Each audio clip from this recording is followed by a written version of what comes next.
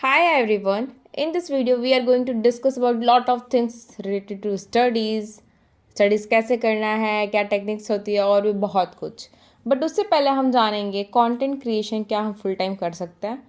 या मेरे भाई ने पापा को बोला, पापा मुझे इतना इन्वेस्ट करना है, दे दो, मैं यूट्यूबर बनूंगा, मुझे पढ़ाई वढ़ाई नहीं करनी है. सो पापा का कुछ आंसर था जो मुझे काफ़ी ज़्यादा ऐसे इम्पैक्टफुल लगा एंड मुझे को लगा आपके साथ शेयर करना चाहिए, क्योंकि आप स्टूडेंट्स हो, आपको पता है कि भाई यूट्यूबर बन जाओ तो बहुत पैसे मिलेंगे. मतलब मेरे भी मन में आता है, बट एक साल से ट्राई कर रही हूँ यार, अब तक तो कुछ हुआ नहीं.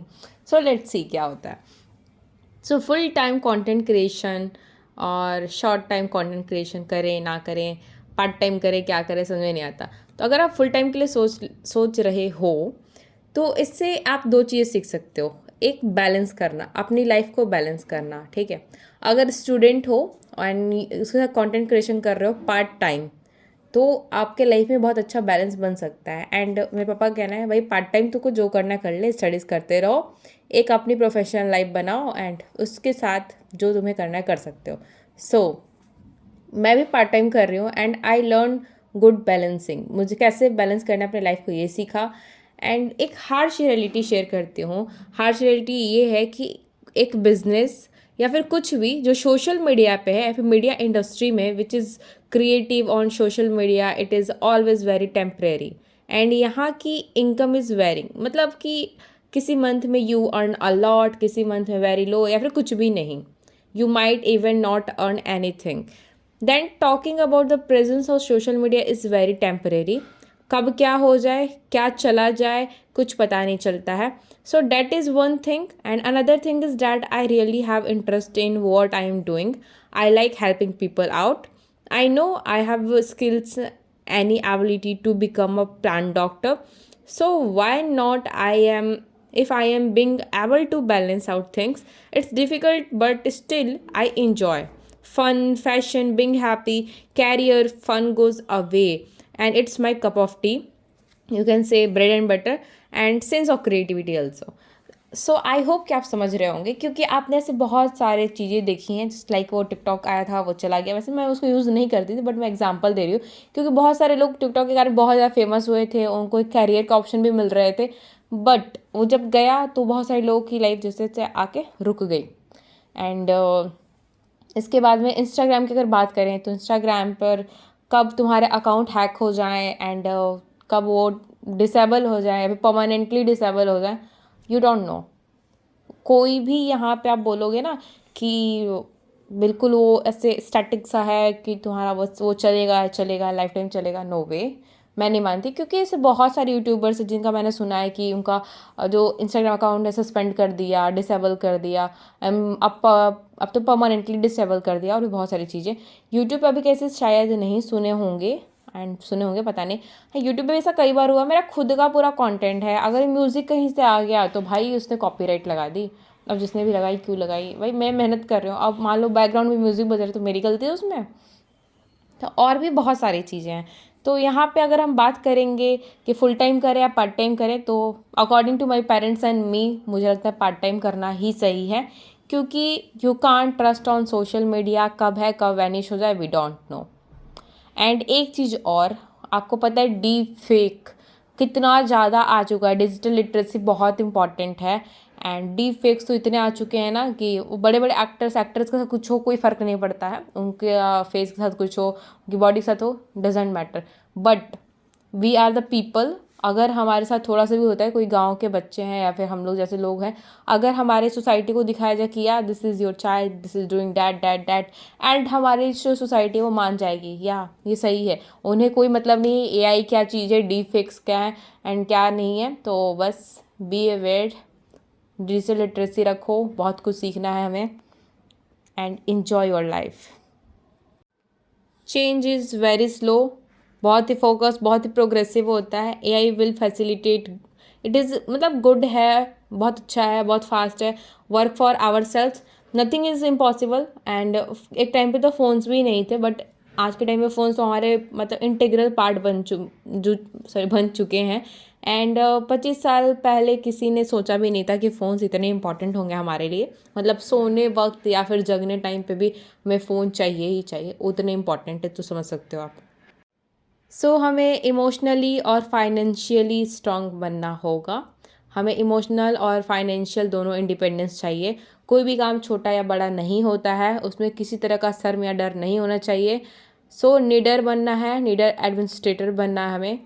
आउट ऑफ हेल्प पर्सनली आपको ऐसा बहुत कुछ करना पड़ेगा जो कि आपने कभी सोचा नहीं था। अगर आप एक मिडिल क्लास फैमिली से बिलोंग करते हो तो मतलब मैं खुद की बात करूँ तो मैंने ऐसे ट्यूशन पढ़ा कर अपना खुद का रिवीजन भी होता था, और मैंने ऐसा बहुत सारे असाइनमेंट करके प्रोजेक्ट करके फाइल्स रेडी करना, यूट्यूब वीडियो भी बनाना स्टार्ट किया था, बट फिर मैंने स्टार्ट किया, फिर विजन छोड़ दिया, फिर स्टार्ट किया, फिर छोड़ दिया। तो बस हमें लक कभी चल सकता है तुम्हारा, ठीक है, वीडियोस डालते रहो, क्या पता कौन सी वीडियो कब फेमस हो जाए, we don't know. So consistency, balance, and this is how you can earn money. दूसरी की हेल्प करो, खुद की हेल्प करो, आप डाउट सॉल्विंग कर सकते हो, एक्स्ट्रा मेहनत कर सकते हो, एंड कभी ना कभी ये मेहनत आपको रंग लाएगी, ज़रूर लाएगी। गाइज हमें पता है कि एक मंथ में कम से कम 8 बार वीकेंड्स आते हैं। सो अगर तुम एक्सट्रीम 12 घंटे की स्टडीज़ करना चाहते हो या सोच रहे हो हर दिन, तो क्या ये इम्पॉसिबल है? नहीं, ये पॉसिबल है। 12 hours study plan per day, it's possible. So सबसे पहले आपको क्या करना होगा? सबसे फर्स्ट आपको रहना होगा disciplined as it is follow. Means अगर आप स्ट्रिक्टली डिसिप्लिन्ड हो तो आप बहुत कुछ कर सकते हो। 1 आवर टफ टॉपिक्स को देना है, बिल्कुल ऐसे सुबह सुबह जो टाइम होता है 5 से 7 बजे के टाइम पे, बिल्कुल आपको डट के 1 घंटे, जो होता है ना कि ईट डैट फ्रॉग, जो सबसे खतरनाक वाला टॉपिक लगता है, भाई ये को समझ में नहीं आता है क्या ही करे, तो जस्ट फॉर डैट आपको रिवीजन करना है, बैकलॉग्स क्लियर करने हैं। एंड हमारी जो लाइफ है ना बहुत हेक्टिक है, ड्यू टू हेक्टिक लाइफ और डे प्रोकास्टिनेशन हो जाता है। सो ब्रेकफास्ट, ब्रश और फ्रेश होने के बाद कम से कम 4 से 4.5 घंटे की पढ़ाई और करनी होगी। तो उसमें स्टडी के साथ कॉन्सेंट्रेशन होना चाहिए, focus, division according to time. तो 4 घंटे हैं, मतलब 40 चैप्टर कर सकते हो। 1 घंटे में 1 चैप्टर करोगे, एक घंटे में कम से कम 20 पेजेस, एंड 30 मिनट में कम से कम 10 पेजेस। तो 15 मिनट में 5 पेज होगा, एंड 7.5 मिनट में 2.5 पेज होगा। तो ऐसे इसको चंक्स में डिवाइड कर दो। आपको ऐसा नहीं लगना चाहिए कि टाइम बहुत ज़्यादा है मेरे पास में, एंड कर लेंगे कर लेंगे कर लेंगे, एंड कब 4 से 3 घंटा, 3 से 2, 2 से 1 घंटे बचे हैं आपके पास, और कब वो ज़ीरो हो गए पता नहीं चलेगा। इसलिए इतने चंक्स में डिवाइड करो कि आपको हर 1 मिनट का इम्पोर्टेंस पता चले। सो अगर आपका सिलेबस अब तक इनकम्प्लीट है, अगर आप बोर्ड्स की प्रिपरेशन कर रहे हो या फिर किसी भी एग्ज़ाम की प्रिपरेशन कर रहे हो, अगर सिलेबस आपका इनकम्प्लीट है, तो आपको सबसे पहला काम है सिलेबस को ख़त्म करना और स्मार्ट रिवीजन करना। अब स्मार्ट रिवीजन का मतलब ये नहीं होता है कि थ्योरी पढ़े जा रहे हो और रट्टा मारे जा रहे हो, नहीं। सबसे पहले क्वेश्चंस को देखो, क्वेश्चंस को सॉल्व करो। अगर वो क्वेश्चन सॉल्व नहीं हो रहे तब थ्योरी पर, क्योंकि एक बार तुमने सिलेबस ख़त्म कर लिया है, तो सिलेबस ख़त्म करने का मतलब है कि you know lot of things, आपको ओवरऑल सारी चीज़ें पता हैं। एंड अगर आप रिवीजन कर रहे हो तो स्मार्ट रिवीजन का तरीका यही होता है कि क्वेश्चन के पास जाओ, क्वेश्चन को सॉल्व करो, एंड उसके बाद क्वेश्चन नहीं आता है तब थ्योरीज पढ़ो। एंड उस टाइम पे ही शॉर्ट नोट्स बना लो। शॉर्ट नोट्स मतलब कि ऐसे कीवर्ड लेके आप नोट्स बना सकते हो, एंड बिल्कुल वो कॉन्सोलिडेट्स शॉर्ट नोट्स होंगे। सो शॉर्ट नोट्स जो है उसकी प्रिपरेशन जो है बहुत ज़्यादा टफ नहीं होता है। आपको क्या करना है, जो सबसे टफ टॉपिक आपको लग रहा है उस टफेस्ट टॉपिक के लिए 5 से 10 मिनट का ब्रेक ले सकते हो, एंड उस टाइम पे ये चीज़ें बैठ के कर सकते हो। 5 सेकेंड रूल का यूज़ करेंगे, बस बैठ जाना है। मीन्स क्या होता है ना कि पढ़ने का मन नहीं करा, पढ़ लेंगे, चलो कल से स्टार्ट करते हैं, आधे घंटे बाद स्टार्ट करते हैं, ये वो बहुत कुछ होता है, प्रोकास्टिनेशन इतना होता है ना, हिम्मत का हो। सो आपको क्या बोलना है, चलो बैठ जाते हैं, एटलीस्ट टेबल चेयर एकदम क्लीन है आपका, बैठ गया, पेन कॉपी निकाल लिए, पढ़ लिए। तो ऐसा मतलब थोड़ी देर के अंदर ना, 5 सेकेंड के अंदर, अरे यार अब तो बैठ गए, चलो कर ही लेते हैं, अब क्या करना है, तो अंदर से आपको आ जाएगा। जस्ट लाइक अगर मान लो ठीक है, आप सोच रहे हो वॉकिंग पे जाना है, रनिंग पे जाना है, जॉगिंग करना है, लेकिन अंदर से मन नहीं होता है कि वो वहाँ जाएँ, वो करें, तो क्या करना है आपको, बस मतलब जैसे ही उठ रहे हो शूज़ पहन के रेडी हो जाओ, बॉटल ले लो अपनी, वॉच पहन लो अपनी, एंड देखो कि हाँ इतनी कैलोरीज बर्न करनी है, स्टार्ट हो जाओ। एंड इसके बाद जो 5 सेकेंड का जो रूल है ना, जो हम लोग लॉ ऑफ इनर्शिया बोलते हैं, अगर इसे फॉलो कर लेते हो तो फिर आपका काम हो जाने वाला है, एंड आप पढ़ लोगे, कोई दिक्कत नहीं है। सो दिमाग को टाइम मत दो कि वो सोचे, भाई इतना टाइम है। सो ऑप्टिमाइज द 4 आवर्स, लंच के पहले ख़त्म कर लो 4 साढ़े 4 घंटे वाला ये जो है, एंड सुबह का जो 1 आवर का रिवीजन था वो। इसके बाद में आप 45 मिनट्स का पावर नैप ले सकते हो, अगर आपको लग रहा है नहीं अब नहीं होगा, आप सो जाता हूँ या फिर कुछ भी, तो 45 मिनट्स का पावर नैप ले लो। एंड इसके बाद आपको करनी है 5 आवर्स की लॉन्ग शिफ्ट, मीन्स 2.5 घंटे में डिवीज़न कर लो 2 स्लॉट। उसमें क्वेश्चन प्रैक्टिस करना है, बिल्कुल हार्डकोर क्वेश्चन प्रैक्टिस करना है, क्वेश्चंस बनाना है, इजी टाइप के क्वेश्चन सॉल्व करना है सबसे पहले तो। उसके बाद में न्यू और जो चंक ऑफ क्वेश्चंस होते हैं ना, कि न्यू शेट ऑफ क्वेश्चंस सब ट्राई करोगे, ओल्ड के साथ कुछ नया। एक बार में कंप्लीट चैप्टर खत्म नहीं करना है आपको, थ्योरी कभी कर लो, कभी पी वाई क्यूज़ कर लो, मीन्स आज ये चैप्टर मैं कर रहा हूँ तो इसकी थ्योरीज, एंड दूसरे जो चैप्टर हैं उसकी पी वाई क्यूज़ करेंगे, ताकि रिवीजन भी रहे एंड आपको वो चीज़ें क्लियर भी रहें।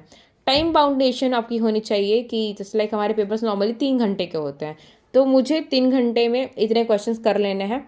सो क्वेश्चन सॉल्विंग आपको टाइम के अकॉर्डिंग करना है, 10 क्वेश्चन सॉल्व करो, देन सॉल्यूशन लास्ट में देखना है। ऐसे मतलब होता है कि एक क्वेश्चन देखा जाए, फटाक से चेक किया कि दिस इज़ द आंसर, ये आंसर है, तो वो काम नहीं करना है। पहले सारे क्वेश्चन को सॉल्व करो एंड लास्ट में जाके हम सॉल्यूशन को देखेंगे कि कितने सही हुए हैं कितने नहीं हुए हैं, तब जाके रियल प्रैक्टिस होगी।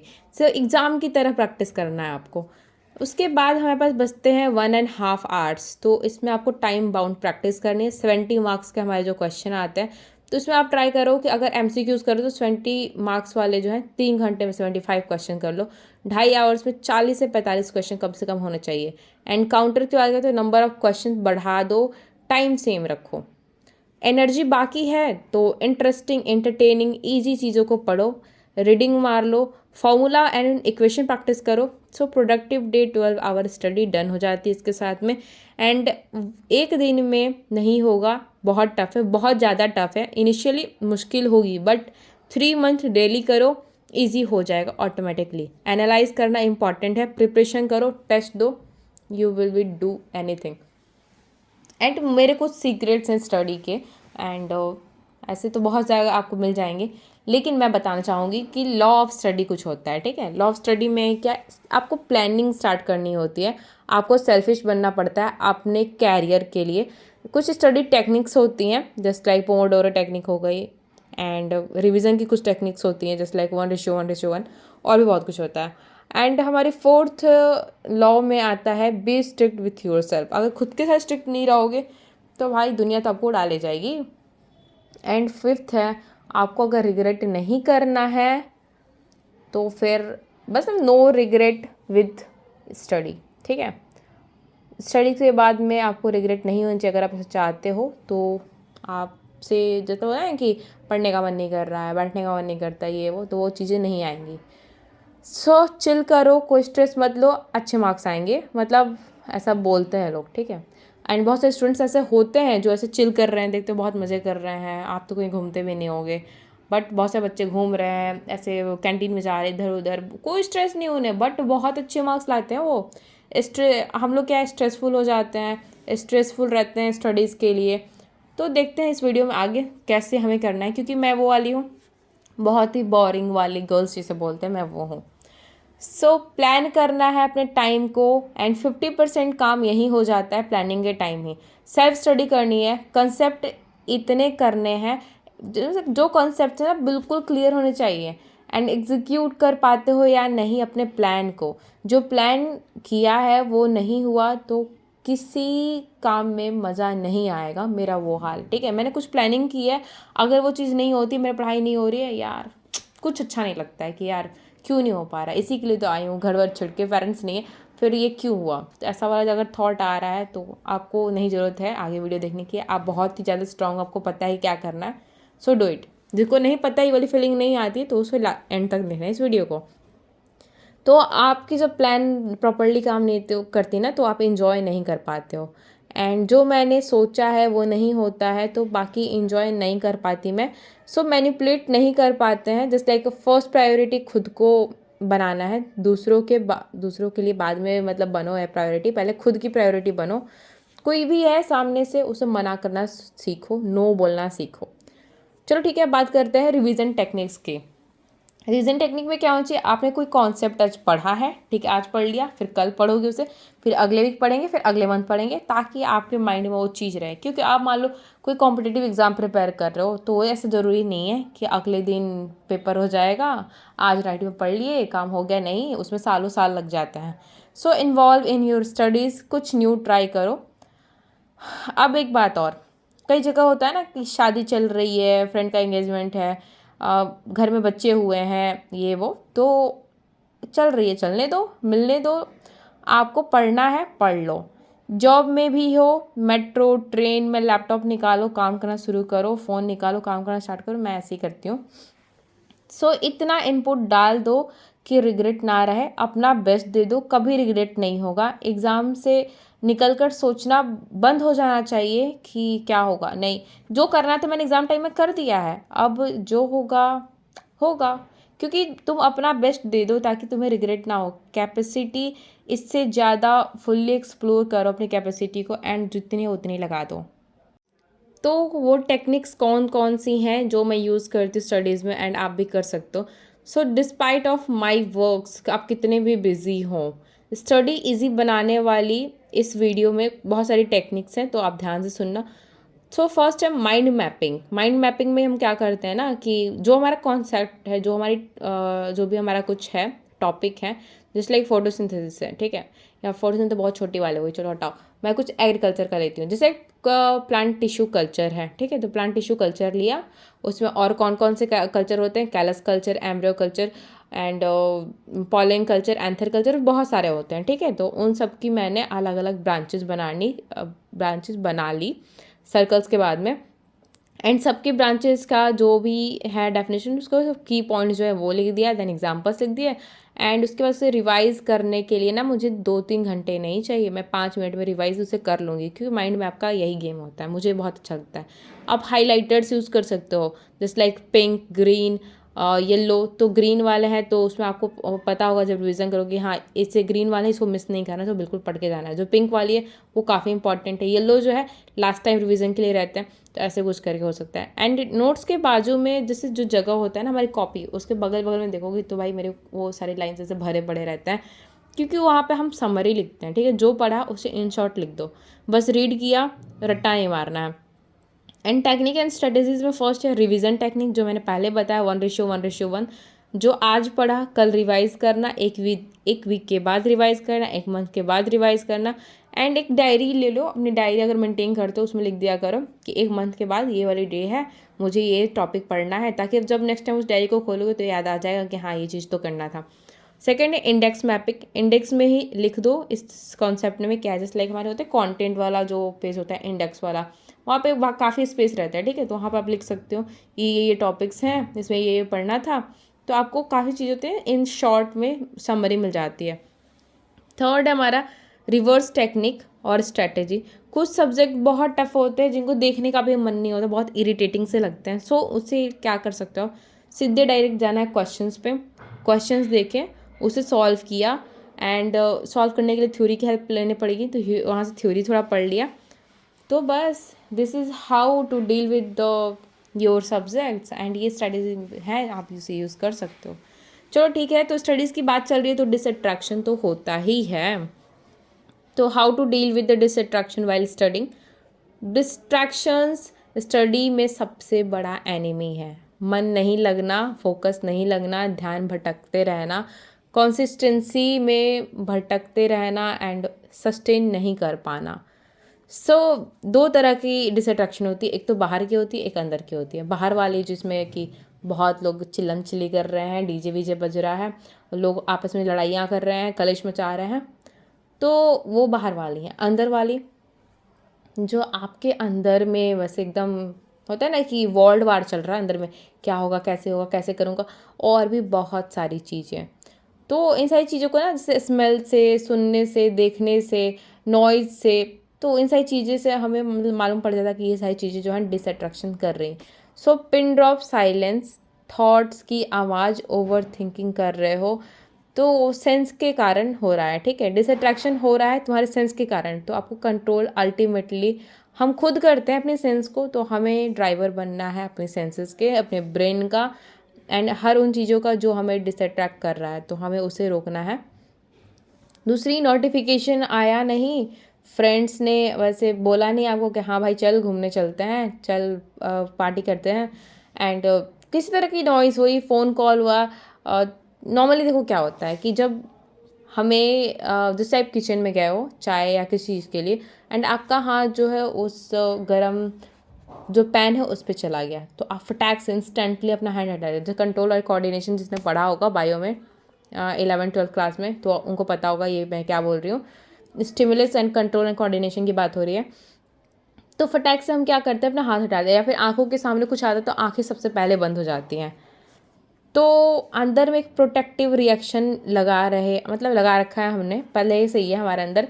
तो आपको ऑब्जर्व करना है तुम कहाँ फोकस कर रहे हो। You and your mind both are different. Mind को बोलो पढ़ाई पे वापस आओ, माइंड जाएगा बट तुरंत आपको वापस वहाँ से लाना है। अभी आपको पता है मेरे आसपास में कोई कुछ कर रहा है, कोई कुछ कर रहा है, बट मुझे पता है कि हाँ उनका चलते रहेगा, मुझे ये करना है, तो मैं वापस वहाँ तक आऊँगी। खुद को ट्रेन करो, be prepare to it. Earphone लगा लो, शांति वाला, मतलब होता है जो उसमें मेडिटेशन वाला म्यूज़िक होती है, प्लेलिस्ट होती है, वो बना लो। लाइब्रेरी जाना, लाइब्रेरी चले जाओ। हॉस्टल में भी बहुत सारे स्टडी प्लेसेस होते हैं, वहाँ पे चले जाओ। तो आपको क्या करना है, आपको ऐसे मेडिटेशन वाला साउंड वाउंड लगा के आप ऐसे माइंड को ट्रेन कर सकते हो, पढ़ाई वढ़ाई में आपको हेल्प हो जाएगी। रियलाइज़ कर लो you are controller of your senses, it's all up to you. जहाँ ध्यान दोगे जो वहीं ध्यान जाएगा। रियलाइज़ करो अपनी पावर को एंड कंट्रोल कर लो सब कुछ, टाइम है अभी भी। नेक्स्ट थिंग है कि stop wasting your time. Goals हैं, टारगेट्स दो खुद को, टारगेट्स दो खुद को। रिग्रेट वाली फीलिंग ना हो। रिग्रेट कब होता है, जब हमें किसी चीज़ में फेलियर मिल जाती है, ठीक है। आपने कहीं टाइम दिया है, वो चीज़ अब सस्टेन नहीं करती, वो चीज़ बहुत टाइम तक नहीं चली, उसमें आप फेल हो गए, तो आपको दुख होगा, बहुत रिग्रेट होगी। और जो रिग्रेट की फीलिंग होती है ना, बहुत गंदी होती है, ठीक है। यार ये मैंने क्यों किया था, मेरे कारण यही होगा, मेरे पेरेंट्स को इससे सफ़र करना पड़ेगा। तो ये वाली फीलिंग ना बहुत बुरी होती है, क्योंकि मैंने देखा है, मैंने अपनी गलतियों से बहुत कुछ सीखा है। सो 1 से 2 दिन चले, वापस फिर लेजी हो गए। जैसे कि होता है ना कि चलो ठीक है अब मैं 16 घंटे पढ़ूंगा, ये वाला कर दिया अनाउंसमेंट, ठीक है। एक दिन मुश्किल से हुआ, दूसरे दिन हो गया, तीसरे दिन से आपका फिर वही हाल है, फिर वैसे बेड पे लेटे पड़े हो। सो प्लानिंग से ज़्यादा भी मतलब होता है कि प्लानिंग मैं कर ली, इतना इतना करना है, तो कई बार अगर टाइम मिल गया, अगर मुझे लगता है कि नहीं और करना है, तो साइकोलॉजिकली आपने आपको ऐसा बनाना पड़ता है कि प्लानिंग से ज़्यादा भी काम कर लेते हैं। So there is a psychology behind this. So mindset बनता जा रहा है, तो जैसे एक्शन और चॉइसेस जो हम लेते हैं उसके बेस पे, मैं इतना कुछ करूँगी एंड ना मुझे जो चाहिए वो लूँगी। सो independent financially, mentally and situation के अकॉर्डिंग आपको बनना पड़ता है। आई एम ग्रेटफुल कि वो हुई है। जैसे स्कैरसिटी, किसी चीज़ का जब कमी रहता है ना, तो उस कमी को हमें फुलफ़िल करना है, उसे भरना रहता है। सो लैकनेस जो है वो मोटिवेट करता है, इंस्पायर करता है लोगों को। ईज़िली जब सब मिल जाता है, बट मुझे अलग करना पड़ेगा, मुझे पता था, बचपन से पता था। तो ये मैंने अपने माइंडसेट वो डेवलप किए, ठीक है। फाइनेंशियल इश्यूज़ के कारण जो नहीं मिला है, तो इट्स गुड कि नहीं मिला था, ताकि मैं अपने आप को ऐसे चेंज कर पा रही हूँ। कुछ कंपनी एंड अपने आप का ऑरा माइंडसेट ऐसा रखना चाहिए ना कि अगर आपकी ऑरा स्ट्रांग होती है, तो आप उनकी तरह नहीं बनते हो। जो लोग आपके आसपास होते हैं, लोग आपकी तरह बन जाते हैं अगर आपकी ऑरा स्ट्रांग है। स्ट्रॉन्ग ऑरा से क्या होता है कि आपको अपने फ्रेंड्स को वाइजली सिलेक्ट करना होता है, थोड़ा दिमाग लगा के। दिल के मामले जो होते हैं थोड़े से वैसे गलत हो सकते हैं, थोड़ा सा दिमाग लगा के सिलेक्ट करना है। जो अपने ड्रीम्स, डेडिकेशन एंड जिससे आप इंस्पायर्ड होते हैं, जिसका विज़न क्लियर हो, उनके साथ उठना बैठा रखो, डेडिकेटेड रहो, एंड आपको समझाने वाला हो वैसे लोग को रखो। ऐसे लोगों के साथ रहोगे तो स्ट्रॉन्ग विज़न भी होगा। एंड ऐसे लोग को पकड़ो जो आपके साथ कंसिस्टेंट रह रहा है। कंसिस्टेंट अगर नहीं रह पा रहे हैं, तो you are okay with the regret, pain of regret. अगर आप उस पेन से ठीक ठाक हो, आपको कोई दुख नहीं होता, चलो कोई बात नहीं, हो गया तो हो गया, तो आपको ज़्यादा फ़र्क नहीं पड़ेगा। पेन हर कोई को हो, एक गरीब को भी है, एक भिखारी को भी है, अंबानी को भी पेन है, सबको दुख है, ठीक है। किसी का दुख जो है कम नहीं है। सो सेक्रीफाइस सबने किया है। पेन ऑफ सेक्रीफाइस जो है ना, बहुत बहुत बहुत ज़्यादा आपको बाद में बेनिफिट देगा। तो नींद का सेक्रीफाइस होगा, बीमारी के साथ, मतलब बीमारी के साथ भी हम लोग पढ़ लेते हैं, ठीक है, कोई बात नहीं। अगर मैं फीवर है ना, मैं फिर भी पेपर देने जाऊँगी, मैं फिर भी क्लास अटेंड करूँगी, मुझे कोई फ़र्क नहीं पड़ता है, क्योंकि मैंने इन चीज़ों के लिए अपने माइंड को सेट करके रखा है। You are okay with the pain of regret, pain of failure, that implies आपके अंदर स्ट्रॉन्ग डेडिकेशन माइंडसेट बन गया है। अंदर से कोई मतलब कुछ भी हो जाए चलेगा यार, कोई दिक्कत नहीं है। अंदर से जब फील होगा कि which pain you have to suffer, कौन सा डिसीज़न, गुड पीपल, अच्छे से पढ़ो। ओके, बस इतना ही इस वीडियो के अंदर। And best of luck for your life. And अगर आपको मेरी बातें अच्छी लगी हैं तो don't forget to like, subscribe and share. अगर आप यहाँ तक आए हो तो आपके अंदर कुछ है, कोई डेडिकेशन है, कुछ करना आप चाहते हो, इसलिए आपने इस वीडियो को पूरी देखी है। तो बस बहुत हुआ, मैंने बहुत कुछ बोल दिया, तो अब बस जाओ पढ़ाई करो। And love you all, bye bye, see you soon in next video and don't forget to like, subscribe and share. बस आज की वीडियो में इतना ही, बाय बाय।